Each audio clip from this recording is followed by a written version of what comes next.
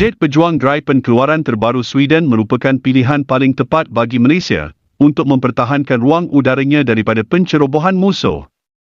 Ini kerana, berdasarkan ciri pesawat pejuang Gripen yang cekap dari segi kos dan kemampuannya melaksanakan pelbagai peranan semasa operasi.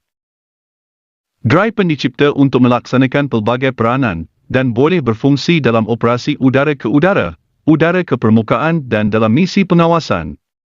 Pesawat ini juga disebut sebagai Sukhoi Killer oleh pemerhati pertahanan.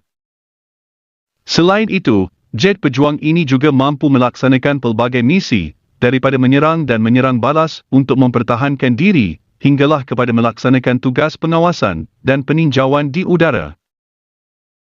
Untuk mengetahui info lebih lanjut mengenai kelebihan dan peluang Malaysia memiliki pesawat ini, teruskan menonton. Hakikatnya, Saab sudah berada di Malaysia lebih dari 40 tahun untuk membekalkan kepada Angkatan Tentera Malaysia pelbagai sistem pertahanan berprestasi tinggi dan cekap kos. Contoh sistem pertahanan yang dibekalkan oleh pihak Saab dari Sweden ini, seperti sistem radar tentera laut dan radar tentera darat, sistem perlindungan udara kendiri untuk jet pejuang, sistem perintah dan kawalan tentera laut, serta senjata sokongan tentera darat. Termasuklah senjata anti-kereta kebal.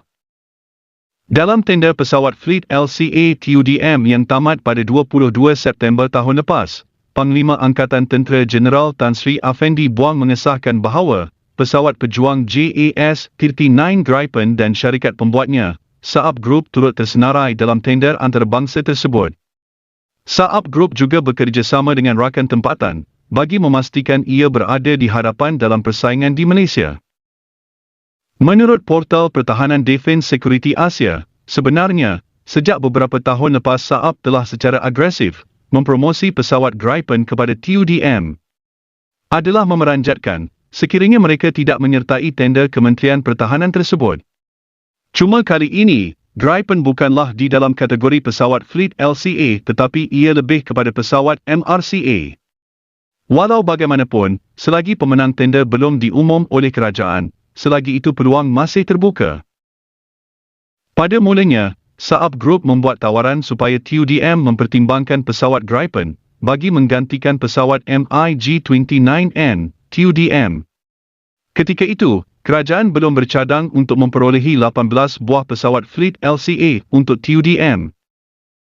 Dilaporkan juga, Saab pernah menawarkan 2 buah pesawat Airborne Early Warning AEW Global Eye dan sekurang-kurangnya 24 buah pesawat JAS-39 Gripen bagi kegunaan TUDM. Nampaknya, kini apabila sudah ada tender bagi 18 buah pesawat Fleet LCA, Gripen pun menyertainya sebagaimana yang disahkan oleh Panglima Angkatan Tentera Malaysia tadi. Pada ketika ini, pesawat pejuang Gripen E merupakan varian pesawat keluaran syarikat Saab Group dari Sweden yang paling moden dan paling berkeupayaan berbanding varians terdahulu, iaitu varians A, B atau CD. Lantaran kecanggihannya, pemerhati pertahanan mendakwa varians pesawat Gripen E merupakan pesawat MRCA bukan harimunan yang terbaik di dunia ketika ini.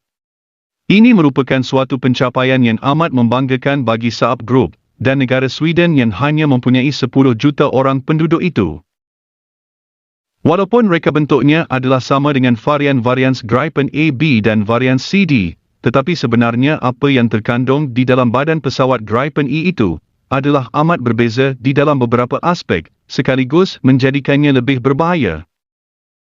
Perbezaan yang paling utama antara Gripen E dengan varian-variansnya yang terdahulu adalah dari segi enjinnya iaitu General Electric F414G E39E yang lebih berkuasa berbanding enjin GE F404 yang digunakan oleh varians pesawatnya yang terdahulu.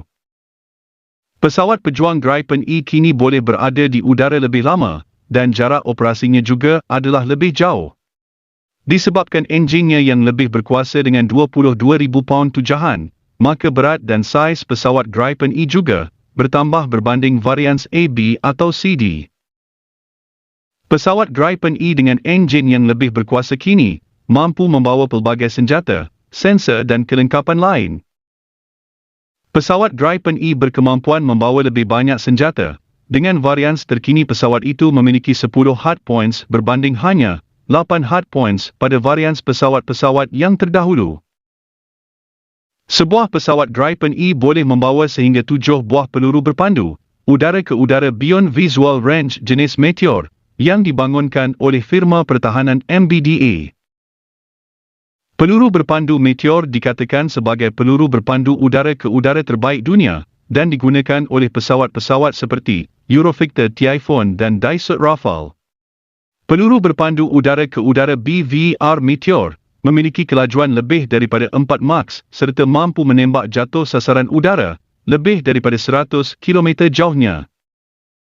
Bagi radarnya pula, Gripen E dilengkapi dengan radar ES-05 Raven Acer yang dibangunkan oleh syarikat Leonardo. Selain dari keupayaan pesawat Gripen E itu sendiri, ia juga dikatakan lebih murah 30% dibanding pesawat-pesawat seperti Rafale dan Eurofighter. Dianggarkan harga bagi seunit pesawat Gripen ialah $85 juta Amerika. Pesawat ini juga didakwa memiliki kos operasi yang paling rendah jika dibanding pesawat yang sama kelasnya. Kesimpulannya, jika Malaysia memilih pesawat Gripen E sebagai pesawat pejuang utama dengan jumlah yang mencukupi, maka TUDM akan menjadi salah sebuah negara yang disegani oleh kawan dan lawan di rantau sebelah sini. Terima kasih kerana menonton. Sehingga berjumpa lagi dalam video yang akan datang.